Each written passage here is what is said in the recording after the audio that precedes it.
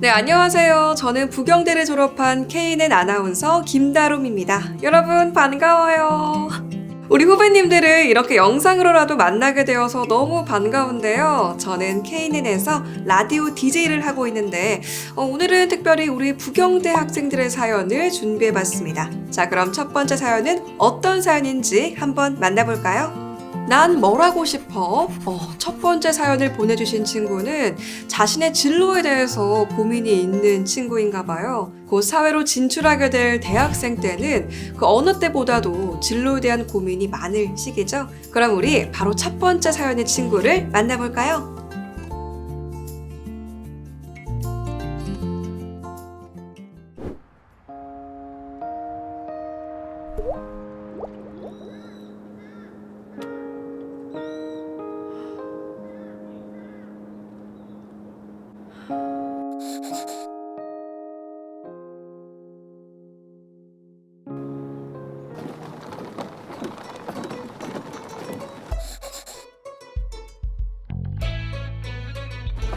예진이다. 예진아 안녕? 진아야 안녕? 오늘 공강이야? 응, 뭐 하고 있었어? 나 MBTI 검사했는데 결과를 보니까 나 뭐 목표도 없고 게으른 성향이라는데 스스로 뭔가 할 수 있는 역량도 안 되는 것 같아서 야, MBTI 재미로 하는 거지. 너 뭐 하고 싶은 거 없어? 글쎄 딱히? 넌 어때? 나는 일단 전공은 필수로 하고 코딩 따로 배워보려고. 코딩? 근데 그거 어렵지 않나? 어렵긴 한데 내가 이번에 비교과 과정에서 맞춤형 진로 취업 상담을 받았거든? 근데 이쪽 분야가 나랑 잘 맞는 것 같아. 멋지다. 야, 멋지긴. 너도 뭐 할지 막막하면 대학 일자리 센터에서 하는 콘텐츠 진로 취업 박람회 그거 한번 참여해봐. 한번 참여해볼게. 나 민우 선배랑 밥 먹기로 했는데 같이 갈래? 그래, 가자.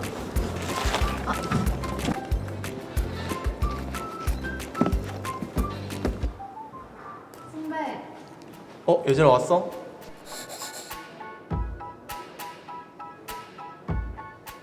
뭐야? 진아도 왔어? 선배, 나도 같이 와서 하시라는 눈치다. 뭐래? 됐고, 뭐 먹을래? 선배가 사는 거? 그래, 내가 살게. 선배 죄송해요. 괜히 저 때문에. 아니야, 괜찮아, 예진아. 너 이번에 교양에 문화로 보는 세계사 신청해? 아니요. 저 아직 교양 선택 못했는데. 그 과목 재밌어요? 너 저번에 다른 언어권 관심 있어 했잖아. 나도 그 분야에 관심이 생겨서 같이 신청해볼까 하는데 같이 들을래? 정말요? 좋아요. 너도 신청할래? 됐네요. 나는 코딩의 세계사에 푹 빠지지 뭐. 반갑다, 야. 그래서 사겨? 그런 거 아니야. 에이, 거짓말. 진짜. 진짜 솔직하게. 배부르다. 맞다. 나 취업 동아리 모임 때문에 먼저 가봐야 될 것 같은데. 야, 미안하다. 나 먼저 가볼게. 예진아, 먼저 가볼게. 선배 같이 가요. 나 빅데이터 수업 있다. 먼저 갈게. 그래. 선배도 잘 가요.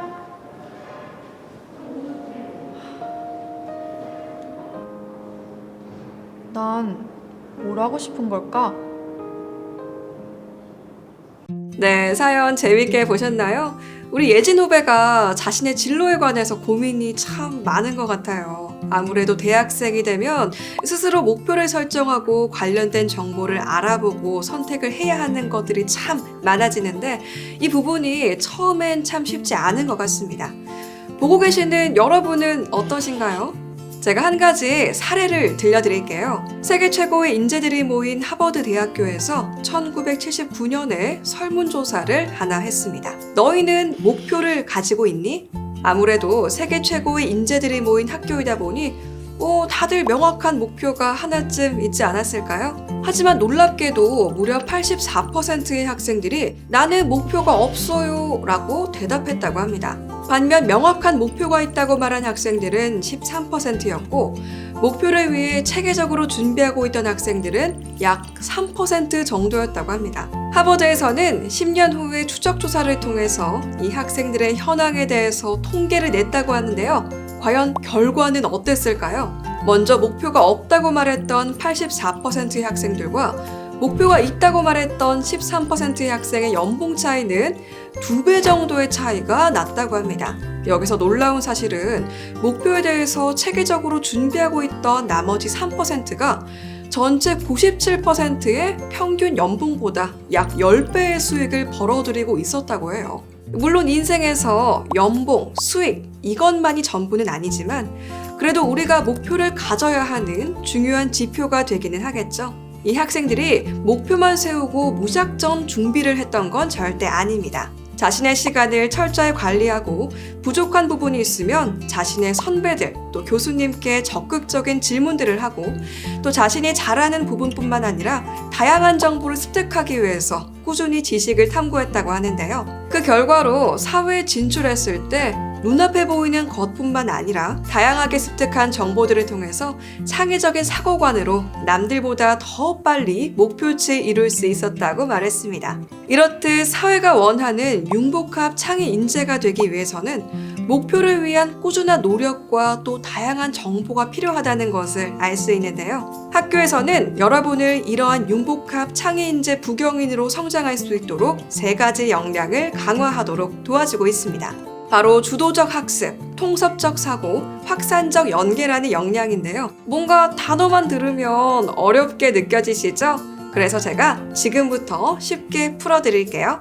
먼저 주도적 학습은 2가지로 풀어볼 수 있습니다. 바로 목표 수립과 자기관리인데요. 앞에 영상에서 예진이가 가장 고민하던 부분이 바로 목표 수립이었는데요. 스스로 목표를 세우는 힘이 부족하면 전공 선택의 이유도 불분명해지고 여러 가지 활동을 하는 데 있어서도 흥미를 가지지 못하게 되는 것 같은데요. 반대로 목표 수립을 분명하게 하고 수준을 올리다 보면 자신의 방향성과 현실성을 잘 점검해서 목표 계획에 방해되는 요인들을 잘 구분해서 관리할 수 있게 되겠죠. 이렇듯 목표가 분명해지면 자기 관리가 반드시 따라와야 합니다.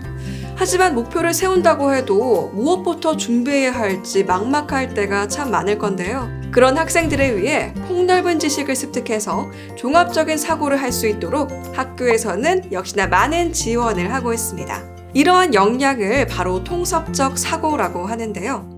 통섭적 사고는 지식 탐색과 정보 통합 부분으로 나눌 수가 있습니다. 아무리 한 분야의 전문가가 된다고 하더라도 나의 생각에만 갇혀 있으면 그 사람은 다양한 창의력을 가지기에 한계가 있습니다. 그렇기에 동아리나 대외 활동을 통한 활동과 다른 사람의 생각이 어떠한지 들어보는 시간들이 참 필요하죠. 또한 많은 분들이 강조하는 독서는 이 부분에서 아주 필수적인 부분인 것 같습니다. 다른 사람의 인생을 가장 가성비 있게 습득할 수 있는 최고의 도구는 책이라는 말이 있는데요. 그만큼 독서를 통해서 습득한 전문 지식을 통해 융합적인 최종 사고가 나올 때 전문성과 창의성을 함께 가질 수 있게 됩니다. 핵심 역량평가를 받아보시고 통섭적 사고가 부족하다고 결과가 나온 친구들은 PKNU 토론 인재 양성 프로젝트처럼 토론대회를 통해 또 다양한 분야에 관심을 가지고 논의해보는 것도 많은 도움이 될 것 같고요. 비교과 과정에 북콘서트와 같은 프로그램을 통해서 평소에 내가 관심 있었던 도서의 작가와 소통하면서 지식도 공유할 수 있습니다. 창의적 전문인이 되기 위해 우리가 한 가지 더 알아야 할 역량, 바로 확산적 연계라는 부분인데요. 확산적 연계는 관점 확산과 창의적 해결 부분으로 나뉘어집니다.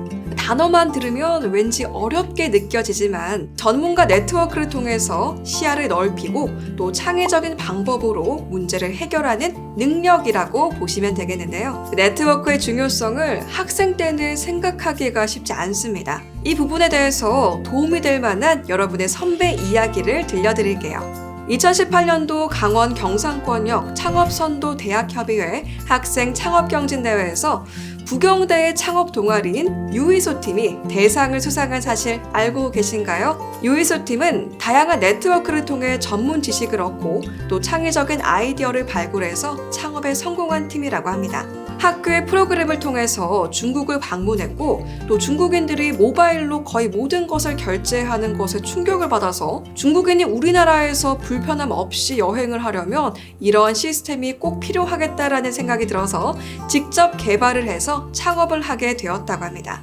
물론 좋은 성과를 얻어서 부산시 대표 50대 창업 기업으로도 선정되었다고 하는데요. 같은 동문인 저도 정말 자랑스럽게 느껴집니다. 네트워크를 확장하는 것은 앞에서 전달드렸던 지식 탐색 부분과는 다른 차별성이 있는 것 같아요. 내 동기들에 한정되거나 또 책으로만 습득하는 것이 아니라 자신의 관심 있는 분야의 전문가를 만날 수 있는 기회들을 포착하고 또 자발적인 네트워크를 형성하는 것이 가장 큰 차이로 느껴지는데요. 처음엔 네트워크를 형성하거나 참여하는 것이 좀 어색하고 불편할 수 있지만 이러한 관점 확산의 역량을 키우다 보면 자연스레 창의적 해결 부분에서도 새로운 시각과 아이디어를 가지게 됩니다. 전문가를 통해 습득한 정보를 가지고 새로운 생각과 발전, 행동으로 이어지게 되는 거죠. 학교에서는 이러한 창의적이고 주도적인 인재를 많이 양성하기 위해 MECS 동아리처럼 스스로 4차 산업에 대한 학습 프로그램을 기획해 볼 수 있도록 해주고 창업앤 직무 인사이트와 같이 스타트업 CEO들의 멘토링을 통해서 최근 직무 트렌드를 알아봄으로써 연관된 아이디어 발상 역량을 강화해주는 프로그램도 운영하고 있습니다. 학생 때는 네트워크라고 하면 그냥 막연하게 느껴질지 모르겠지만 사회에 나가서 현업을 하다 보면 정보와 경험이라는 것이 얼마나 소중한 자산인지 크게 다가온 것 같아요. 우리 부경대 학생들도 지금까지 본 3가지 역량 강화를 통해 사회에서 원하는 창의적 전문인으로 성장하시길 바라겠습니다. 자, 그럼 이쯤에서 두 번째 사연을 한번 볼까요? 여우와 곰 밑에 조그맣게 조별과제 힘들어 라고 적혀 있는데요. 조별과제를 하면서 겪는 어려움인가 봐요. 저도 학생 때 조별과제 하면서 아주 재밌는 일들, 또 힘든 일들 많았는데 벌써 기대가 됩니다. 그럼 바로 두 번째 사연 들어볼까요?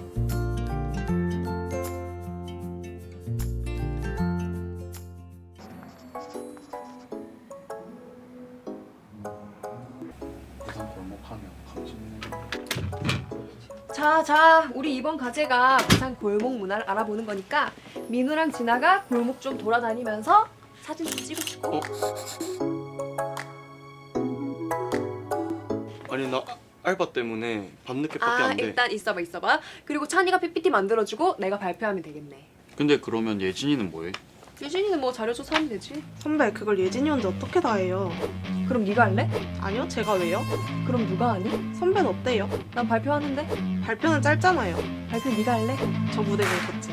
어쩌라고. 그러게요. 그만. 그냥 제가 할게요. 아무리 그래도 그건 아니지. 너 혼자 어떻게 다 하게? 내가 도와줄게 그냥. 괜찮아요. 저 어차피 시간 많아서. 자, 그럼 됐지? 일주일 동안 준비해서 다음 주에 보자. 그럼 안녕. 아니 오빠. 나 나 이제 알바. 가려고. 혼자 먹으면 질린다. 찬이야 나 좀 바꿔주라. 아우, 진짜 저 여우. 주희 선배는 왜 저렇게 자기 마음대로 해요? 지 잘난 맛에 사는 거지 뭐. 야, 그리고 이혜진이 곰팅아, 너 왜 아무 말도 안 해? 너 혼자 그거 다 어떻게 하려고? 나도 이런 내가 싫다. 네, 우리 예진 후배님이 아주 고생이 많았겠는데요. 재밌게 보셨나요? 여러분은 주희, 예진 이 둘 중에 어디에 가까우신가요? 흔히 대학을 작은 사회라고 하는데 사회로 나가기 전 미리 사회의 단편적인 모습들을 이곳에서 겪어볼 수 있기 때문이 아닐까 생각합니다. 그 중에서도 소통을 잘하는 사람이 되는 건 정말 중요한 부분인 것 같은데요. 여러분, 혹시 유퀴즈라는 프로그램 보셨나요? 이 유퀴즈에서 가장 중요한 사람은 누가 뭐래도 유재석 씨겠죠? 이 프로그램을 자세히 보시면 유재석 씨께서 시민분들의 이야기를 경청하면서 때로는 다른 사람들의 더 많은 이야기를 할 수 있도록 필요한 질문들을 해주는 모습을 볼 수 있습니다. 아마도 유재석 씨는 일반 직장을 다니셨어도 실력으로도 인성으로도 인정받는 동료였을 것 같아요. 자, 우리가 대학을 다니며 알아야 할 부분이 바로 유재석 씨 같은 분들이 잘하시는 협력적 소통에 대한 부분입니다. 나의 의사를 바르게 또 잘 표현하는 것과 다른 사람들의 의견을 잘 듣고 조율하는 것. 특히 평소에 내향적인 예진이 같은 친구들은 자신의 생각을 잘 전달하지 못해서 손해를 볼 때도 많고, 주위 친구처럼 너무 자기 생각만 강조하는 친구들은 다른 친구들한테 미움을 받게 되는 경우도 많이 보는 것 같아요. 자, 그럼 어떻게 하면 그 중간 지점을 잘 찾을 수 있을까요? 학교에서는 여러분의 그런 고민을 위해 소통적 문화인이라는 큰 틀 안에서 협력적 소통이라는 역량을 기를 수 있는 다양한 프로그램을 운영하고 있습니다. 협력적 소통은 의사표현과 의사조율 두 가지로 나눌 수 있는데요. 의사표현은 자신의 생각을 상황에 맞게 정확하게 전달하는 것을 말하고요. 의사조율은 여러 사람의 성향과 의견을 반영해서 적당한 조율점을 잘 이끌어내는 역량을 말합니다. 의사표현 역량을 무조건 자신의 생각만 말하는 것으로 오해하면 안 되고, 좋은 의사표현이란 상대방의 성향, 위치, 권위와 관계없이 자신의 의견이나 견해를 논리적으로 잘 전달하는 걸 말하죠. 또한 여기에는 의사조율 역량이 반드시 따라와줘야 합니다. 저 사람은 왜 저렇게 생각할까? 상대방의 입장에서 생각해보니 이해가 되는 것 같아. 다른 사람의 언어에서 원하는 바를 잘 캐치하고 내가 전달하고자 하는 내용이 왜곡되지 않도록 합의점을 잘 이끌어내는 능력이 중요합니다. 이러한 역량을 강화하기 위해서 학교에서 운영하는 교양 과목 중에는 사유와 표현, 발표와 토의 같은 다른 사람들의 마음을 이해하고 또 자신이 생각을 표현해 볼 수 있는 과목들이 있으니까 관심을 가져봐 주시고요. 영상 마지막에 실제 학생이 핵심 역량 강화 진단 테스트를 하는 모습이 있으니까 꼭 끝까지 영상을 시청해 주세요. 네, 자, 그럼 이제 세 번째 사연을 들어볼까요? 편견 없는 친구라 이번에는 또 어떤 이야기일지 벌써 궁금한데요. 그럼 같이 한번 들어볼까요?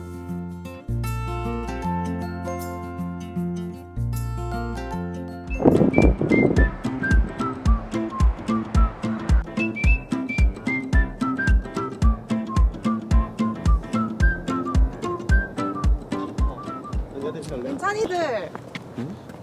민찬이가 누구야? 모르겠는데. 민찬이들 몰라요? 여기가 민우, 여기가 찬이. 둘이 맨날 붙어 다녀서 민찬이들. 아, 진짜 다 없네. 여기 저희과 선배인데 선배들이랑 동갑이에요. 인사하실래요? 진아 친구? 야, 니가 진짜 고생이 많다, 니가. 야, 둘 다 바보라서 네가 이해해라. 난 찬이, 넌 이름이 뭐야? 안녕하다. 나는 짱웨이. 중국에서 왔어. 오, 장씨. 혹시 부산 사람이야? 아니, 난 청도 칭다오에서 왔어. 아, 청도. 이야, 나도 대구 사람 아이가. 누가 봐도 중국 출신인 장의. 나고 난 청도 칭다오에서 왔어. 다시 봐도 중국 출신 장의. 아니. 한국이든 중국이든 청도에선 장씨면 된 거 아니야? 그럼 뭐 된 거지. 진짜 무식하다. 선배 머리는 폼이에요? 나이도 어린 게. 반갑다, 장외. 너 근데 혹시 응? 혼자야? 나? 싱글이야. 싱글이야? 그 이대희 같은 거 어떤가? 너 중국인데 괜찮아? 아, 지구는 둥글잖아. 뭔 소리야? 请记住我. 갑자기 영어?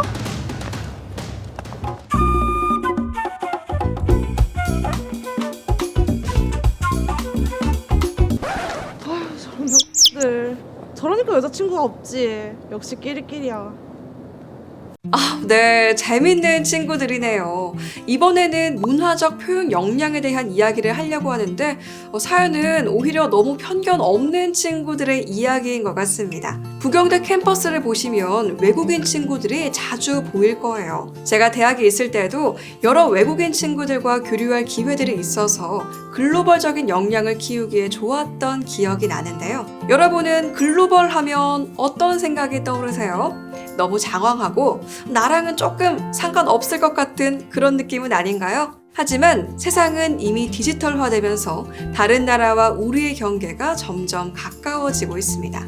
졸업을 하고 취업을 할 때에도 기업에서 글로벌 마인드와 능력들을 요구하는 경우도 점점 늘어나고 있죠. 그렇기에 우리는 지역 및 국제사회의 문화를 이해하고 또 국제적 흐름을 파악해서 활용하는 역량을 키울 필요가 있습니다. 이러한 역량을 문화적 포용 역량이라고 하는데, 문화적 포용 역량은 문화 이해와 글로벌 감각 두 가지로 나눌 수 있는데요. 문화 이해는 쉽게 설명하면 여러 나라의 문화를 존중하고 또 이해하는 부분이고, 글로벌 감각은 국제사회의 트렌드나 또 흐름을 파악해서 선진 문화와 각 지역의 장단점을 파악하는 역량이라고 볼 수 있어요. 학교에서는 해외 취업 기초특강, 1:1 매칭 프로그램인 글로벌 베스트 프렌드와 같은 다양한 프로그램들을 운영하고 있어서 외국인 친구도 만나서 문화를 배우고 또 글로벌적인 역량도 키울 수 있답니다. 자, 이제 벌써 마지막 사연입니다. 이번에는 어떤 사연일지 기대되는데요. 그럼 한번 만나볼까요? 네, 4번은 개인주의야. 왠지 벌써부터 주의 학생이 생각나서 너무 불안한데요. 사연을 들어보면 알 수 있을까요? 우리 부경대 학생들의 마지막 사연 한번 들어보겠습니다.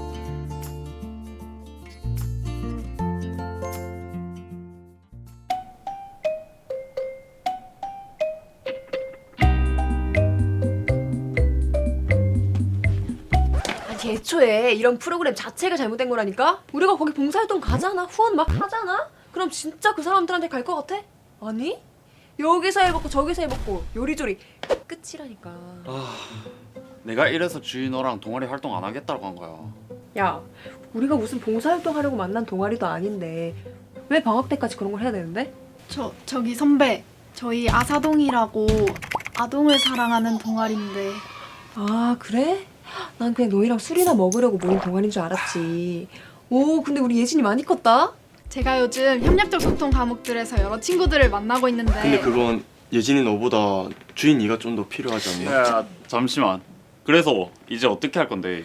아 몰라, 난 빠질래. 나 어차피 방학 때 남자친구랑 여행 가기로 했어. 저기요. 너님이 부회장이시라니까요. 저 선배는 완전 개인주의야. 아 모르겠고, 난 어차피 너희랑 놀려고 만든 동아리였고 그런 거 귀찮고 하기 싫으니까 하고 싶은 너희들끼리 잘 다녀오세요. 아니 선배는 공동체 의식 같은 거 없어요? 응, 없어. 대체 선배들은 주희 선배랑 왜 놀아요? 네가 제일 친하잖아. 밥을 잘 사줘요.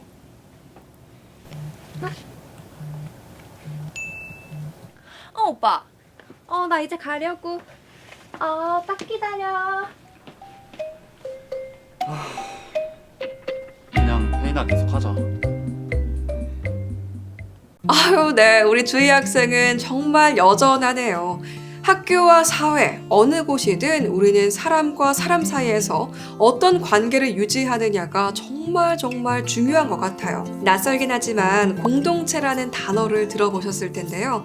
내가 속한 학교, 동아리처럼 당장 눈앞에 보이는 공동체와 또 멀리 보면 지역사회와 여러 세계 나라들까지 결국엔 그 모든 곳이 공동체 공간이 아닐까 합니다. 여러분, 노블레스 오블리주라는 말 들어보셨을까요? 예전 왕권 시대에 귀족들이 가지고 태어나는 혜택만큼 윤리적 의무도 다해야 한다는 뜻의 프랑스어인데요. 난 가지고 태어난 게 없는데 라고 쉽게 생각할 수 있지만, 우리가 이렇게 학교에서 다양한 경험을 하고 역량을 키우는 동안 사회 전반에 걸쳐 여러 문제들이 일어나고 또 낙후된 삶을 살아가는 분들이 많고요. 사회적 가치를 실천하는 것은 꼭 타인만을 위한 것은 아니라고 생각해요. 평화의 상징인 마하트마 간디는 이런 말을 했습니다.